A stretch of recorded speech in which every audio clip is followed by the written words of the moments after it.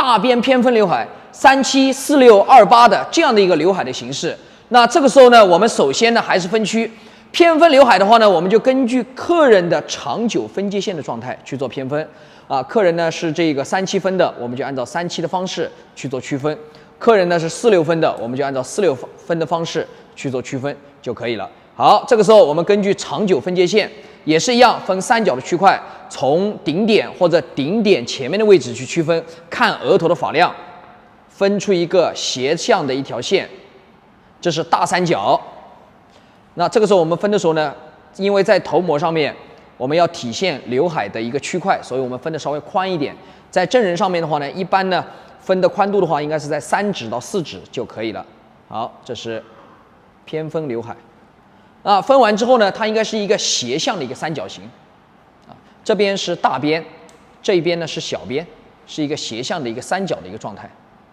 那这个时候我们再去修剪的时候，它的一个长度的话呢，我们是确定在下巴以下2到3个指位，下巴以下2到3个指位。好，首先确定长度，剪一个水平的一个切口，修剪一个水平的切口。好，修剪完成之后，紧接着高角度梳理，高角度垂直头皮90度，向小边一侧把这个角去掉，这个大角去掉这个角，角去完成之后，这个时候我们所有头发向后梳理。你看，注意看，向后梳理，梳理完成之后，这边两边分开，这边是大边，大边向后去走，这个时候它向后的这种飘逸感已经出来了。但是小边呢，它是没有的，所以小边这一侧我们要去个角，注意观察。那小边梳理出来，小边也要向后走的飘逸感，所以小边梳理出来。你看，把这个角去掉，去角的目的是让它飘逸感、动感变得更加强烈，让小边这个位置也会有向后走的这样的一个趋势的一个效果就可以了。那现在呢，我们把它修剪完成之后，其实它的整个的切口是一个不规则的，没有关系。这个时候呢，我们开始去量，上下同样分2层，1/3和2/3，上下区块分开，分成小数发片，小数15%至20%的无痕牙剪，在发尾的地方切推1/3处。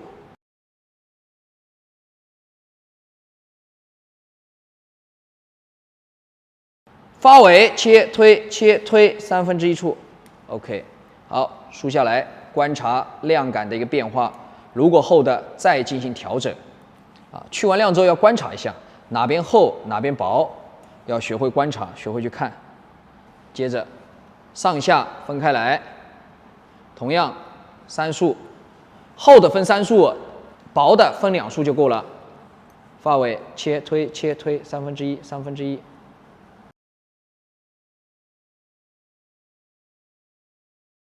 那当我去完量之后，这个时候我们看一下湿发的一个效果，两边分开来之后呢，向后梳理，我们看一下整个头发往后去做梳理，梳理完成之后，这个时候往后梳，你看这种向后的这种飘逸感就有了，这种层次感。好，另外一边同样的方式，小边这一侧同样向后的这种飘逸的感觉就呈现出来了。裁剪已经结束了。接下来的话呢，我们就开始进入软化环节。那在软化的时候呢，同样还是一样的道理。我们呢软化的话呢，离发际线大概1个指位，软化发干的地方，软化要稍微重一些，发干的地方软化要重一些，发尾的地方软化要轻一些。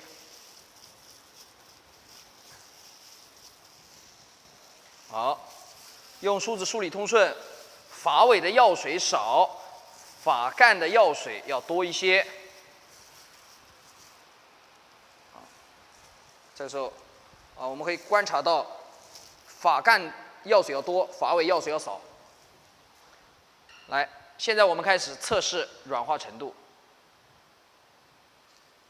标准杠平卷，卷至靠近发根。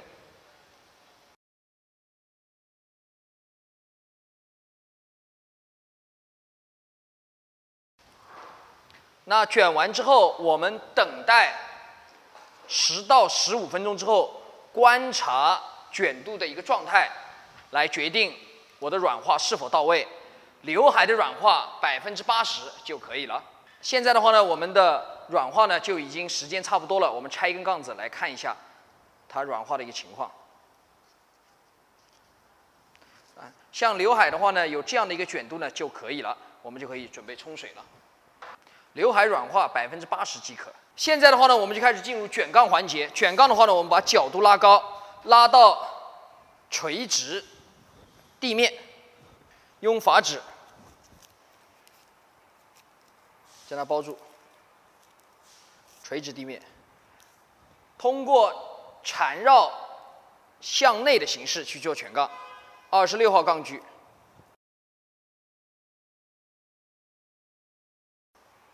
缠绕向内，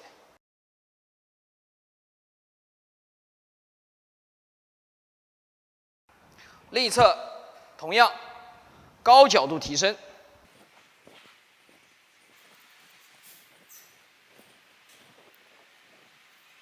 缠绕向内，卷至靠近发根。卷完之后，我们的杠子呢形成一个8字的形状。杠距型号26号，100度加热加7、8分钟即可。现在的话呢，我们的刘海的话已经加热完成了，我们换杠去上定型，可以看一下啊，整个刘海你看加热完的一个效果。好，现在的话呢，我们开始换杠去上定型。定型时间的话呢，我们把它控制在8分钟的样子就可以了。现在的话呢，我们把定型上去，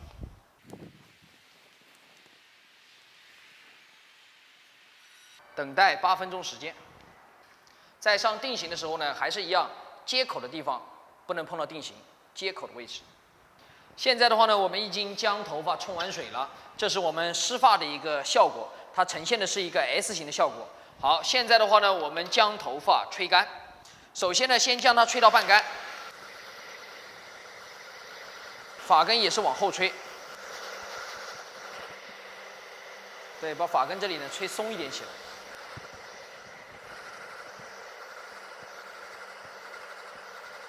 现在我们把它吹到80%干的状态，少量的泡沫发蜡，因为今天这款刘海的话呢，做的卷度是比较明显的，所以我们少量的整一点泡沫发蜡。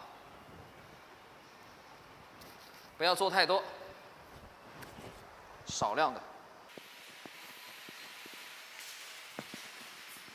是把头皮、发根先吹干了之后，然后再抹的，把它抹匀抹透。现在我们擦完泡沫发蜡之后，将头发烘干。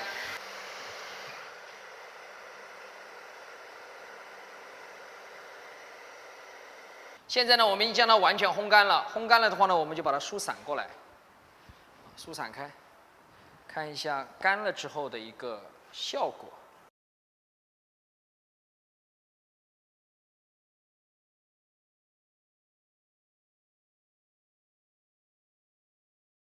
中间的主刘海加两边的鬓角的分区，首先应该是怎么去操作的？首先呢是中间的分区。那中间的分区的话呢，法式刘海的话呢，它本身是比较轻、比较薄的，所以这个点呢不需要分得太靠后，需要往前分一点。但是宽度呢可以稍微分宽一些，不能分得太窄。法式刘海不能分得太窄，宽一些的话才更容易和两边的鬓角做衔接，分出一个三角的区块。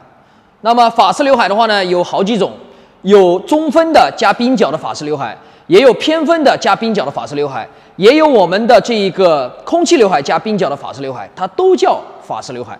好，现在呢，我们做长的中分加鬓角的法式刘海，我们注意看一下。首先呢，我们分宽一点，两侧的区块要分宽一些，外眼角这个位置分宽一些，深度不要太深，分到顶点和中心点中间的位置就可以了，深度不能太深，要偏薄一些，不能太厚了。好，区分出来之后，这个时候呢，我们开始分这个鬓角。那鬓角这个位置，我们在做区分的时候要注意看了。鬓角我们从哪里分呢？鬓角这个位置，根据侧部的发量，我们可以以这个点为基准，向上延伸一个指位，直接分到鬓角，也可以不用把鬓角分进去，直接分到我们的侧部点稍微靠下一点点，不用把鬓角分出去，分到侧部点靠下一点点，鬓角不要分出去也可以，主要看什么？就看那侧面的发量来定。有些人呢侧面的发量比较多的，那这个时候呢你可以不用分过去。如果有些人侧面的发量很少的，你把鬓角分进去也没有关系。所以我们要看这个。第二个，在分区的时候要看这个点，这个点是什么？退化点。有些人退化点呢是比较靠后的，这里是没有头发的，那我就向后面多分一点，多往后面移一点过来。如果有些人这里头发是比较多的，那我就往后延伸一个指位的一个宽度，就可以分出一条薄一点的分区线，分出来就可以了。这就是我们的法式刘海的一个分区，主刘海加两边的鬓角。那么在鬓角分区的时候，我们要注意什么呢？我们可以看一下，在侧面的这个鬓角，我们去分区的时候，首先这条线为什么要这样去划分？划分的目的是为了让整个这块区块的量感是均匀的，你不能上面特别少，下面特别多，一定是均匀的。如果它的生长的发量是不均匀的，那我这条线分区也是不规则的，主要就是让它分得均匀一些。同时，这整体的量是比较偏少、偏薄、偏轻的，千万不能分得厚了。另外一侧是同样的方式啊，另外一侧你看，另外一侧是同样的方式，一定是薄薄的、轻轻的啊，上下的量感是均匀的，这个点和这个点的量感是均匀的啊，这就是我们的一个分区的一个效果。那首先是我们的主刘海的一个修剪啊，那这个时候我们在修剪的时候，首先是长度的一个设定，在长度的设定板块当中，我们定在下巴以下一个指位，啊，头发不要定得太长，下巴以下一个指位即可。修剪一条水平的一个切口，啊，修剪一个水平切口。好，修剪完成之后也是一样，因为是中分的法式刘海的效果，所以呢，我们从中间分出一束头发出来，中心线分开，从中间分出一束头发出来。中间分完之后，这个时候我们把长度定到哪里呢？定到嘴唇这个位置，也是一样，定到嘴唇这个位置，切掉。好，这个时候自然梳理，自然梳理出来，以外侧的长度为基准，直接斜切上去，和它做衔接。另外一边同样的方式，斜切。好的，好，修剪完成之后。修剪完成之后，这个时候呢，切口一定是对称的，然后紧接着我们给它去一个小角。好，注意看，抬高角度，抬高角度，抬高角度，角度抬高。啊，抬高了之后，一般剪多少？2到3厘米就可以了。抬多高？垂直地面，2到3厘米，切掉。好，这个时候中分刘海中间的主刘海我们已经剪完了，紧接着我们修剪两边的我们的副刘海。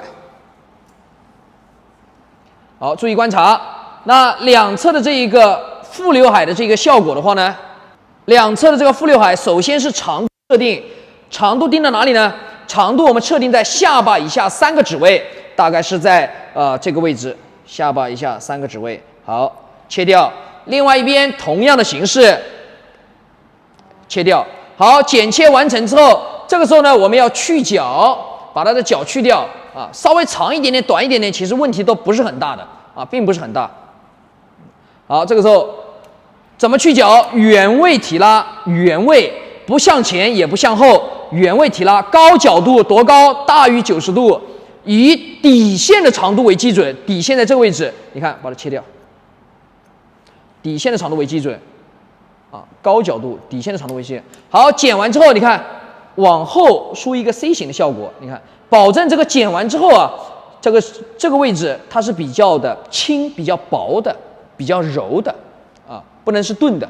那这里的长度一般在哪里呢？就上点这个位置长度在哪里呢？这里长度一般在嘴角这个位置。太短的话呢，有点不太合适，嘴角就可以了。这个长度和主刘海是不连接的。好，另外一边同样的形式，我们注意拉出来。注意看，拉出来，原位提拉，原位提拉，原位提拉，你看拉出来，切掉，一定要与下区的头发做衔接啊，下区头发做连接。就最底线的头发做连接。好，这个时候剪完之后也是一样，你看这样往后梳个 C， 看一下这个效果，看一下这两边的效果啊。到这个状态的话呢，剪完之后如果是这样的感觉的话，就说明就 OK 了。那至于这两边长度是否要对称呢？稍微有点瑕疵，问题都不是很大的，没有关系的。好，这个时候呢，我们就把它结构就修剪完成了。这个时候我们修剪完成之后，头发还是比较厚的，我们要更轻更柔，所以呢，15%至20%的无痕牙剪。拉出来之后，在发长的1/3处这个位置，你看，啊，直接往下切。那你这样剪完之后，头发也会变短一些，就是把刚刚剪的刀口印给它磨掉。那这个时候头发还是会再次变短的，你看变得更轻了，这里不能再动了。把上面剪薄一些，剪薄一些啊，这样就可以了。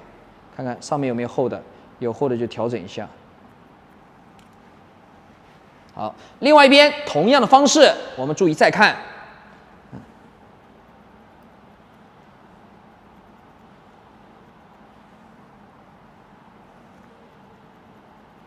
在发长的1/3处下刀，把它剪轻、剪薄、剪柔它，剪一剪。要看一看啊，这个发尾就够了，看看上面有没有厚的，有厚的再来几刀。好，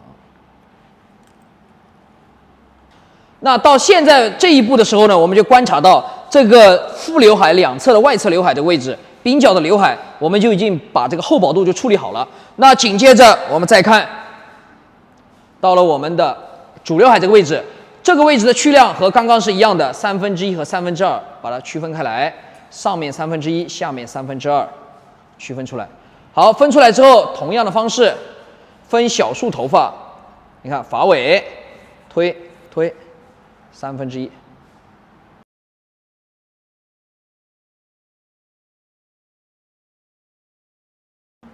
好，观察一下，疏通疏顺。看一下头发的厚薄度，特别是发尾不要有刀口印。有刀口印的话呢，要微调一下。好，到了上面这个位置，好，到了上面这个位置，因为头发不多，所以1分为2，上区1分为2，高角度提升。发尾1/3，啊，多剪几刀，就是让头发变柔一些。发尾。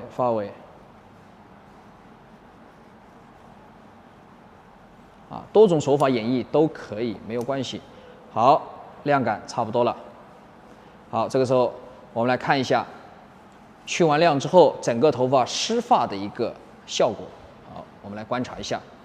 你看，头发向后梳理，整个头发向后梳理，中间分开，中间头发向后走，鬓角往前走。你看，整个的这个修剪完侧颜的这个感觉就已经出来了。现在的话呢，我们的法式刘海已经修剪完成了。那接下来的话呢，我们给它去做软化，把这个效果把它烫出来。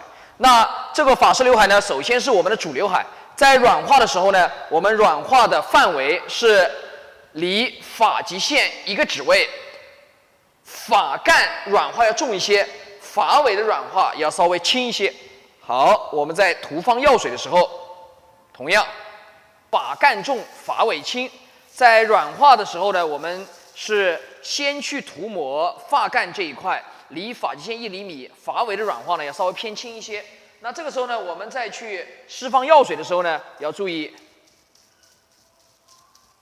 发干药量可以多一些，发干的药量多一些。发尾先不要急着去涂它，发尾不需要太卷，所以软化呢要轻一些。好，梳理一下。好，发尾有药水了，但是它的药量会比较少。如果不小心涂多了，用食指和中指把药量去掉，这里的药水多，这边的药水少。那紧接着就是我们在鬓角这个位置，这个位置是法式烫最关键的位置。那这个时候呢，我们在软化的时候呢，这一段地方呢是不软化的，我们只软化这块区块。好，注意它的软化的位置很重要啊，只软化这块区块。好，另一侧同样的方式。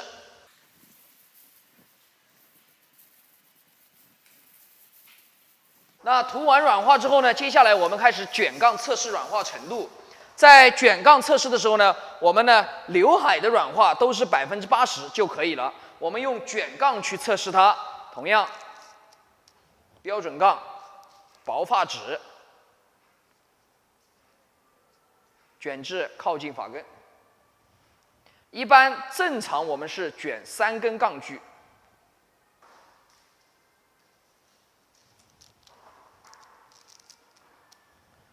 那卷上杠子之后，一般我们等待10分钟左右，去观察拆第一根杠子的效果。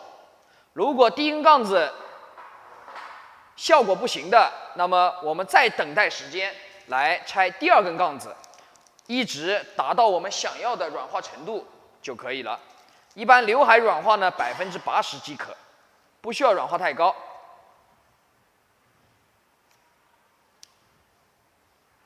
那现在的话呢，我们的这一个法式刘海的话呢，它就已经软化了有15分钟了。那我们拆一根杠子看一下它的效果。拆的时候不要扯，不要拽，顺着头发退出来。当它的卷度有呈现这样的一个效果的话呢，说明软化就已经 OK 了。这个时候刘海的软化呢就已经 OK 了。好，我们再来拆一根看一下。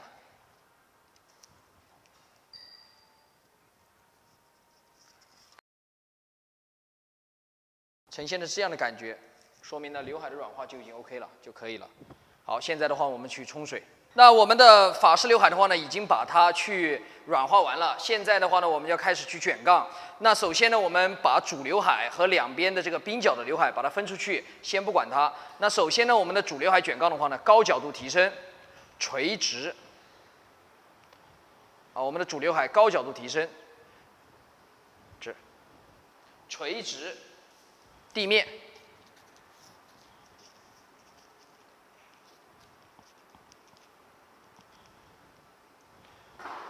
，28号杠距平卷向下，卷至靠近发根。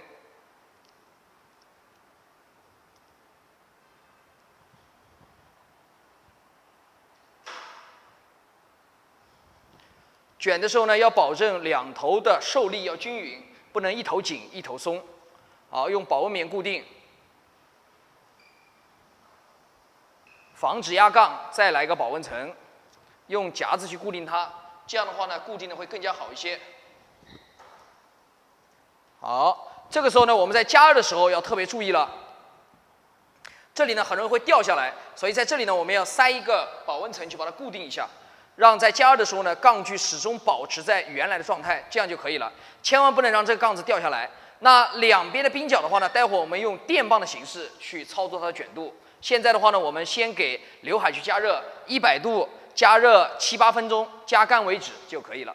现在的话呢，我们的法式刘海的话呢，就已经加热完成了。主刘海这一块，我们看主刘海加热完成之后，它的流向是非常的工整的，是非常的自然的。这里千万不能有痕迹出来，千万不能压杠这个非常重要。好，接下来我们开始把两边用电棒的形式把它操作卷。那这个时候呢，我们给头发呢适当的喷一点点水。现在头发是干的，不要喷太多，少量的水分来一点，因为头发本身就比较少。少量的水分来一点。好，另外一边同样的形式，我们看，对，少量的水分，不要喷太多，少量即可。好的。那接下来的话呢，我们就开始用电棒去操作两边鬓角的卷度。现在的话呢，我们的电棒的话呢，温度调到150、120这样的一个温度就可以了，不要调太高的温度。那电棒的大小呢，调25号的造型的电棒就可以。好，这个时候我们将头发先过渡，去掉多余的水分。好，这个时候我们开始去夹电棒。那在去夹的过程当中呢，同样我们高角度还原它的切口，高角度还原切口。高角度还原切口，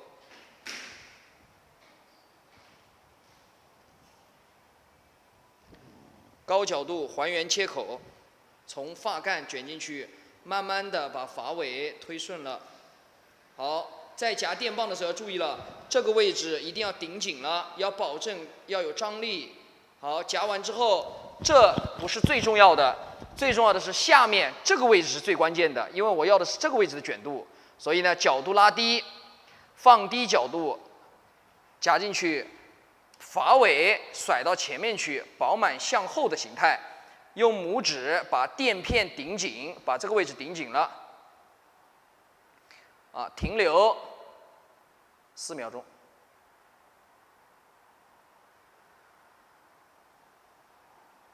好，慢慢的把发尾全部滑进去。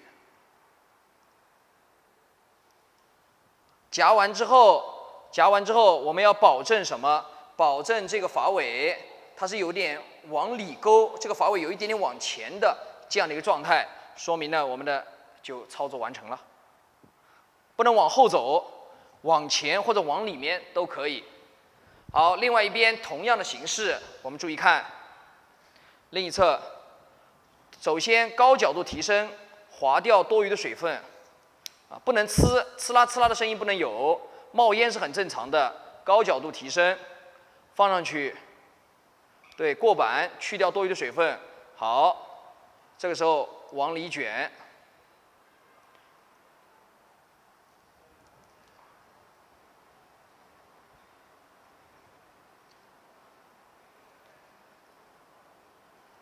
卷完之后。这一块才是最关键的，把角度拉低，有点饱满向后的意思，发尾放到前面来，垫片要顶紧，发尾放在前面，停留4秒钟、5秒钟，慢慢的把发尾全部滑进去，发尾一定要放前面，发尾不能放后面。好，夹完成之后，我们看这两边。是向内有一点点往前的这样的感觉就可以了。这个时候我们夹完之后，开始准备定型，用夹子固定好。那定型时间的话呢，一般情况下我们定型时间呢是，我们的定型时间的话呢是5到8分钟即可。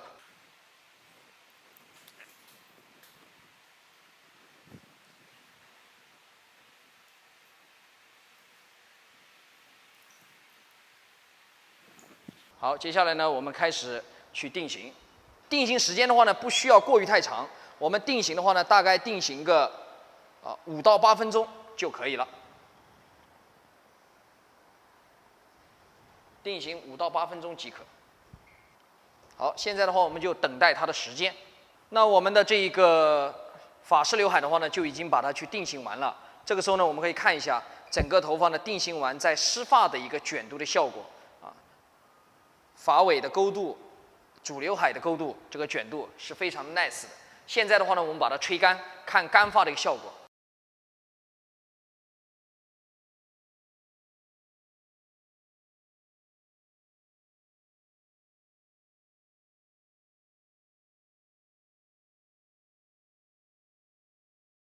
那现在的话呢，就是我们整个的一个法式刘海烫完之后吹干的一个效果。我们可以看一下，在侧面这个位置。它整个的流向啊，你看向后走，向前勾啊，这样的弧度呢，勾的是非常的自然的、柔美的。然后另外一边也是一样，你看像这一侧的侧面的位置，先向后再往前的这样的一个流向，完美去修饰了我们脸型的。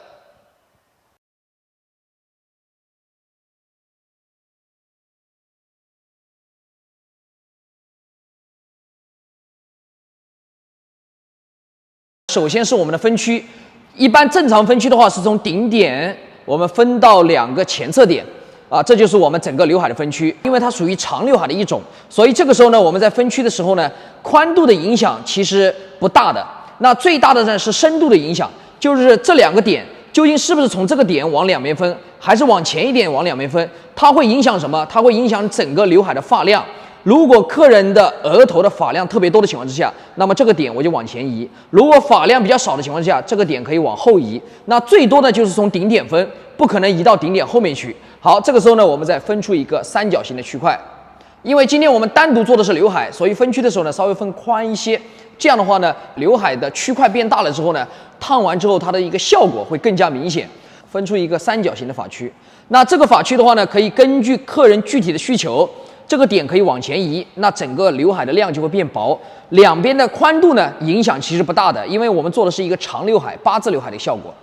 那这是我们头发分完区之后的它的一个效果。好，接下来呢，我们开始给头发做修剪。那首先呢是长度的设定，长度的话呢，我们把它确定在下巴以下2个指位，先切平，剪一个水平的这样的一个切口。剪了水平的切口之后，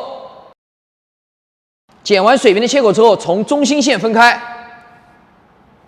中心线分开，中间取一小束头发做引导，中间的位置取一小束头发。那这里我们长度一般设定在哪里呢？那整体的长度是在下巴以下2指，那么中间最短的地方我们剪到嘴唇这个位置切掉。好，修剪完成之后，同样两侧做衔接，梳到最自然的状态，拉起来，这个点和这个点我们做连接，直接斜向切口与它做衔接，剪出一个里面短外面长的一个切口的状态。另外一侧同样的方式梳理到最自然的状态，斜向切口。剪切完成之后，梳到中间去看一下，看什么？看两边的这个三角是否对称。如果对称的话呢，说明就 OK 了。那这个时候我们把剪完之后，两边的三角的切口要是对称的，然后紧接着垂直地面提升，所有头发向上梳理，垂直地面提升。去掉这上面的小角，一般去掉多少？去掉2公分左右，切掉。好，剪切完成之后，那么我们的这个八字刘海，它的一个效果就修剪完成了。我们可以看一下八字刘海的这样的效果，向后的这种飘逸的这样的一个感觉，八字刘海向后飘逸的这样的一个效果。好，另外一边同样的方式。好，这个时候我们修剪完之后，头发向后梳理，然后梳到前面去，你看八字刘海向后飘逸的这种感觉就已经有了。那结构修剪完成之后，这个时候我们怎么去去量呢？把整个三角的区块分成1/3和2/3，上面1/3小区块分出来，夹子夹住它，下面2/3分出来，分成小束，看头发的发量，分4束、分5束、分6束都可以。看头发发量，分成小束，分得太宽了、太厚了，这个时候呢，它就没有办法去修剪，就剪不动了。那这个时候适当的要分小束头发，分完之后，这个时候我们在去量的时候，15%至20%的无痕牙剪，在发尾的地方，你看发尾切，推上去，切，推上去。好，第3刀在哪里？在整个发长1/3处，在这个位置。在剪的时候也是在动的，剪刀不是在一个位置修剪。你看第1刀。切推切推都是在发尾，都是同一个位置，但是第3刀就不一样了。注意看，在发长1/3处，慢慢的走，慢慢的走，慢慢的走，慢慢的走，不是在同一个位置修剪的。你看发尾1/3处，慢慢往下。好，这个太厚了，再分成2束分开。注意观察，发尾1/3处，慢慢往下，慢慢往下的时候，剪刀呢是半合的状态。切推切推1/3处，慢慢往下，切推切推1/3处，慢慢往下。你看，发尾1/3处，慢慢往下。好，剪完成之后，这个时候呢，我们把它梳理通顺，观察头发它的一个厚薄度的状态是不是我们想要的。如果是的，说明去量就完成了。如果哪边厚了，单独做一个调整，中间这里稍稍厚了一点点，推一下，再来一下 ，OK， 好，这个时候我们看一下，好，基本上就差不多了。好，这个时候往上走，往上走，上面的话呢，根据头发的发量的情况，我们就分成3束就可以了。3束头发就可以了，3束分开。同样高角度提升，高角度提升，切推切推1/3束，1/3束，1/3束，1/3束。好，中间这一束同样的方式疏通疏顺。发尾切推切推1/3束，1/3束，1/3束，1/3束。好，另一侧发尾切推切推1/3束，1/3束，1/3束，1/3束。好，修剪完成之后，同样梳理通顺，观察头发是否有特别厚的地方，如果没有，说明就 OK 了。好，这个时候梳到一起去看一下，看什么？这个时候看看发尾有没有刀口印，有刀口印要调整一下，没有刀口印呢就不需要调了。中间这里稍稍的厚了一点点，你看，发尾做一个抽剪。好，这个时候我们把亮感去完成之后，可以看一下在湿发的状态之下它的一个效果。你看疏通疏顺，头发往后梳，长刘海我们都是往后梳的，往后梳偏分过来，你看向后的啊，这种飘逸感呢，它就更加富有动感和轻薄感。那接下来的话呢，我们的中分的御姐刘海已经修剪完成了，那么我们就开始去给它去做软化。那这个刘海我们在去做软化的时候呢，同样也是一样，离发际线2个指位左右，然后呢，软化的时候呢，发干重，发尾的软化要轻一些。好，接下来我们开始涂抹软化。那在我们涂抹软化的时候呢，角度的话呢，平行地面就可以了，不需要抬得太高。好，涂抹要记，主要是磨发干的位置，发中的位置，发尾先不要急着涂。好，现在我们用梳子梳理一下，发尾有药水，但是药量会比较少，轻轻的去掉一些。这个时候我们可以很精准的看得出来，它的这个药量的分布啊，是发干多，发尾的药水会比较少。接下来我们开始卷杠。同样，刘海的软化80%，用卷杠测试的话呢，烫出来的刘海会更加的柔和。因为刘海的话呢，不需要过于太卷，越卷反而显得不够自然。所以我们在操作的时候特别要注意到了这样的一个细节的点，不能烫太卷刘海。一般我们卷3根杠子，等待10到15分钟之后来观察拆完杠子的效果。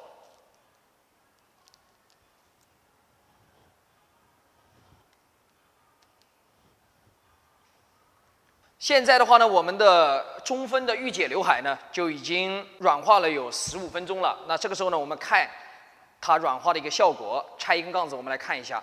拆的时候呢，不要扯，不要拽，顺着头发退出来，顺着头发退出来。好，把纸抽掉。那观察卷度的一个情况。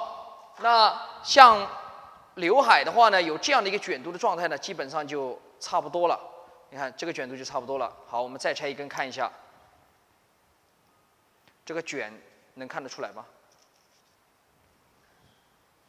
好，我们看一下这一根杠子，啊，像有这样的一个卷度，刘海就已经可以了啊。你看，啊，整个头发的弹性，是非常好的。拉完之后，它能够迅速回弹回去，啊，说明软化就已经 OK 了啊。我们就准备要进入冲水了。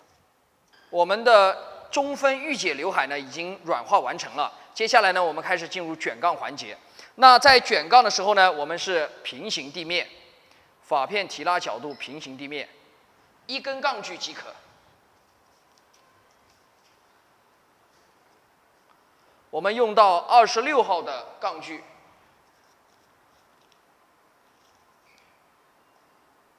平行地面，平卷向上，卷至靠近发根。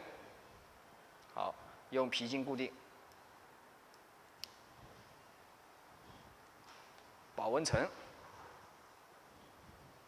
用皮筋。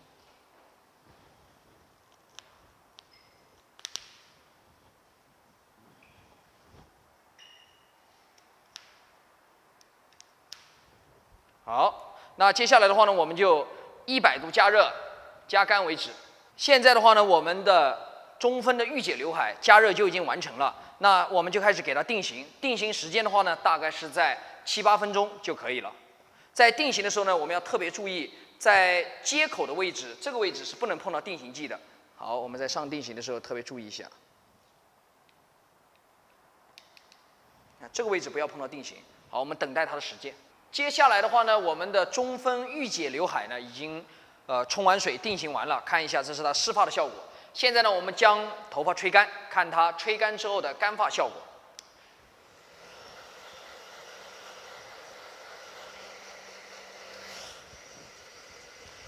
长刘海的话呢，我们是往后去吹，把发根吹松了，让它的发根有一个蓬松度。发根吹完了之后，再吹发干和发尾。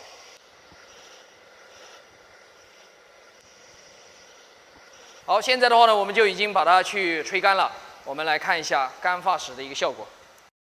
把后面不相干的头发梳过去 ，S 型的这样的效果。这边也是一样，发尾向后，发干呢，我们的流向呢形成 S 型的这样的一个感觉。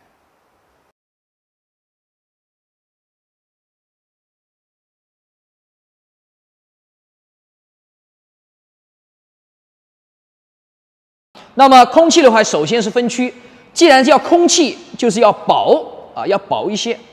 那么这个时候我们在分区的时候呢，是我们的发际线往后1个指位就可以了，不能分得太厚，宽度可以稍微宽一点点，这个问题不是很大啊，分宽一点问题不是很大，但是不能分得太厚，太厚了之后就不行了。好，我们把它分出来。接下来呢，这是我们的这个分区的效果。是一个正的一个三角形的一个效果。那么我们在分区的时候呢，这个中心点到上面的话呢，不能分得太宽，一般正常是2指或者1个指位，甚至头发再少一点的话，分一点点做空气刘海都可以。那头模的话呢，要单独体现刘海的效果，我会把它稍微分宽一点，分厚一点点，这样的话，空气刘海的效果会更加明显。真人的话呢，要根据它的具体情况来去区分。首先，我们先确定长度，长度的话定到鼻尖的位置，注意看鼻尖，一刀切平，先定长度，长了一点点再切，剪刘海，第一刀宁长勿短。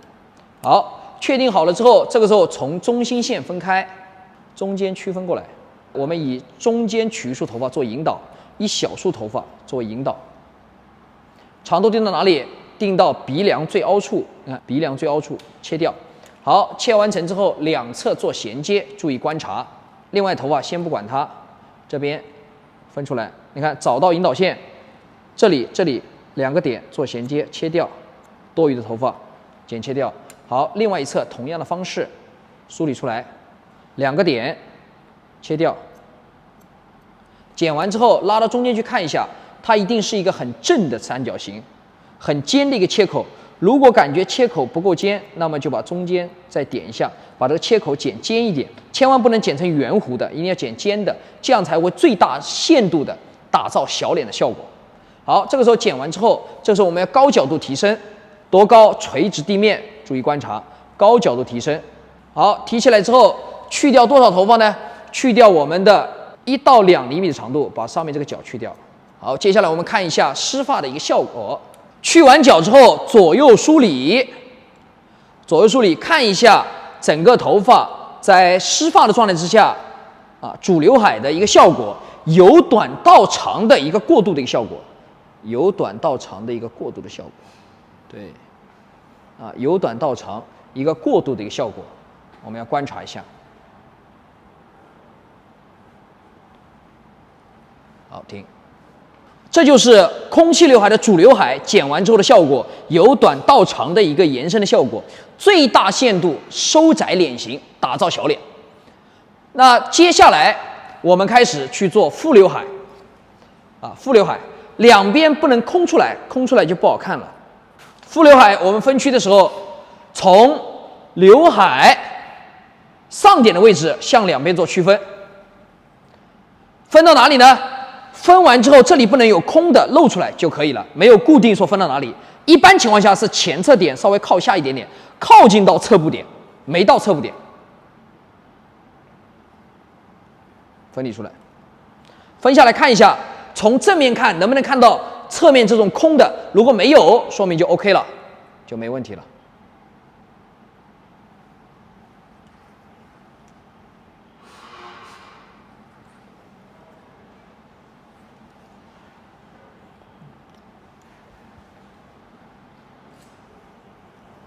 好，另外一边同样的方式。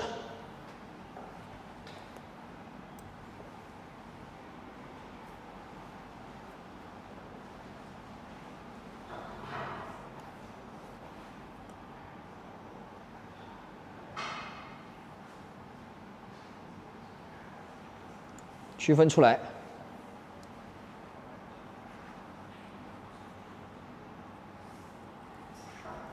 两边看一下它的发量是否均衡，不能过厚，也不能一边多一边少。好，暂停一下。好，副刘海我们从刘海的上点分到两边的前侧点，然后呢可以再往下面分一点点。这样的一个位置，只要分完之后，两边不要露出空洞来就可以了。那长度定到哪里呢？副刘海的长度我们把它确定到下巴这样的一个位置就可以了啊。副刘海长度下巴的位置切掉。另外一侧同样的方式，副刘海长度确定到下巴这样的位置切掉。好，剪切完成之后，看一下两边的这个长度，基本上差不多的，那我们就可以了。这边稍稍长了一点点。好，这个时候。同样连接，注意看，向侧面梳理，向边上梳理，不要往中间梳，往侧面，看找到最长的头发去做衔接。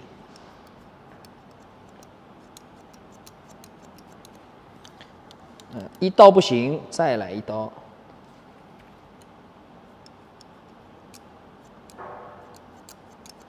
好，剪完之后我们观察一下，看一下。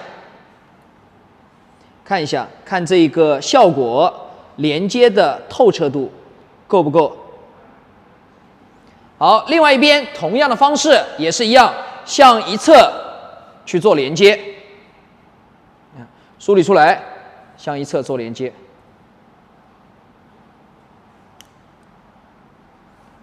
一刀不行，再来一刀。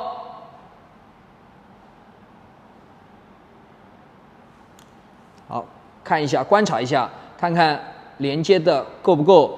如果连接是差不多了，就说明 OK 了。像这个状态的话呢，基本上差不多了。接下来我们要去角，高角度提升，高角度提升。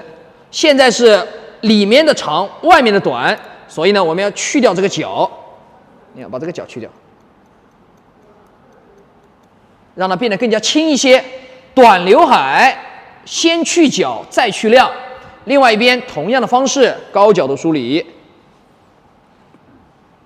高角度。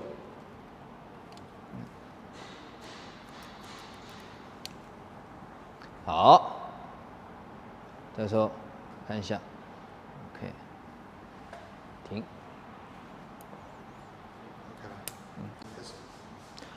这就是我们剪完之后湿发的一个效果。啊，整个头发呢，它是有点挡眼睛的。烫完之后的话呢，它的这个会缩上去一些，整体效果会更好。那至于两边的副刘海的话呢，在长度上面的话，我们的这个衔接度你可以稍微放长一点，但是一般情况下不会放太长，因为在卷杠的时候，在烫发的角度出发，这个长度还是要符合卷杠的要求的，不然的话一味的放长它，那么在卷杠的时候呢，它就会不衔接，反而会出现问题。空气刘海的软化，先软化，主要的是软化离发际线1厘米，然后呢，发干重，发尾要软化要轻一些。发尾先不要去涂抹软化，用梳子梳理一下，发尾有药水，但是发尾的药水会比较轻，会比较少。那我们软化的目的就是发干重，发尾要轻。好，涂抹完成之后，这个时候我们就开始卷杠去测试软化。那卷杠的时候呢，刘海的软化我们只需要软化到80%就可以了，卷杠测试即可。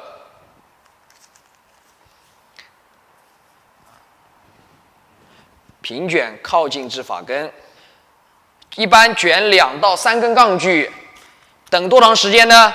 大概是等10分钟到15分钟，根据头发的具体情况和软化的快慢来去决定。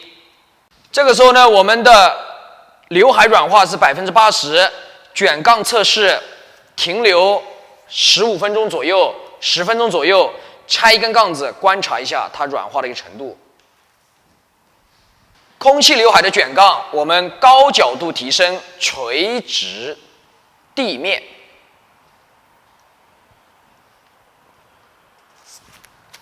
把副刘海和主刘海一起卷进去。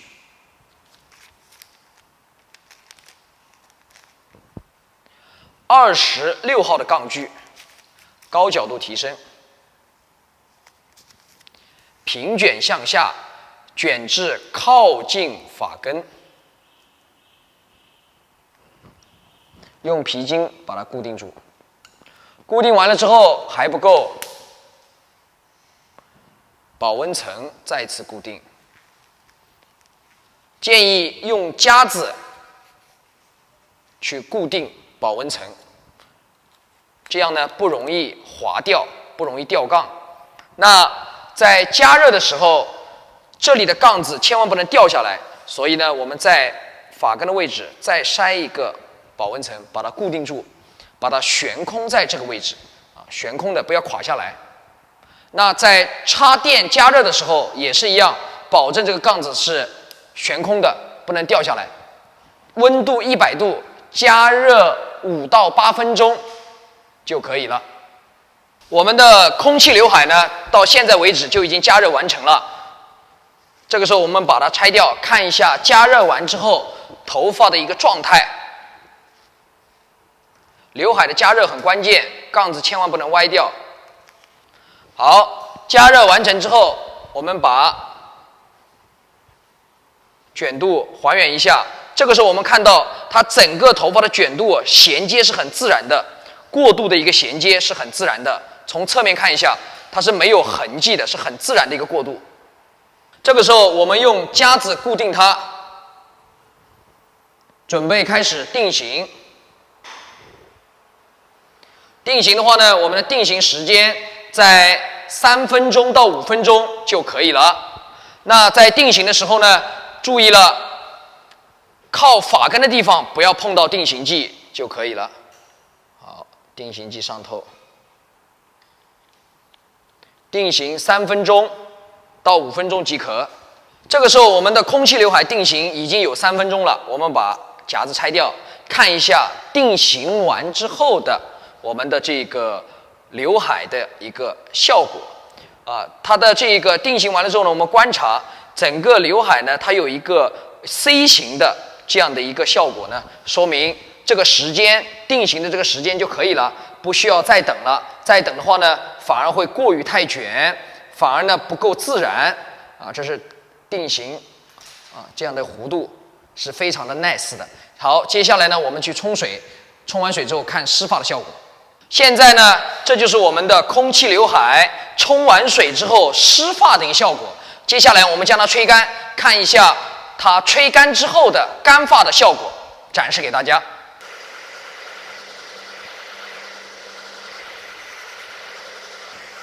到了现在我们就已经完全吹干了。吹干了，我们来看一下它吹干之后的一个效果。同样左右梳理，左右梳理。好，左边的向左边梳，右边的我们向右边去梳理它。右边的向右边去梳理它。这个时候我们可以看到整个头发它就是一个 C 型的一个弧度的这样的一个效果。那这个时候呢，这是正面的这个弧度的效果，向两侧的层次，我们可以看一下整个头发侧面的这个侧沿的这个感觉。你看整个头发侧面的话，它的这边的层次的向后的这种方向感是非常的柔和，也是非常的明确的。然后呢，整个头发我们高角度提升之后，整个头发它的弧度发根、发干、发尾整体的弧度，它的衔接是非常自然的。这个时候呢，我们可以观察到，它整个从侧面去看的时候，它整个头发的弧度是很自然的，发根、发干、发尾高角度提升，才有这样的自然的弧度，非常完美的一个空气刘海的效果，非常的 nice。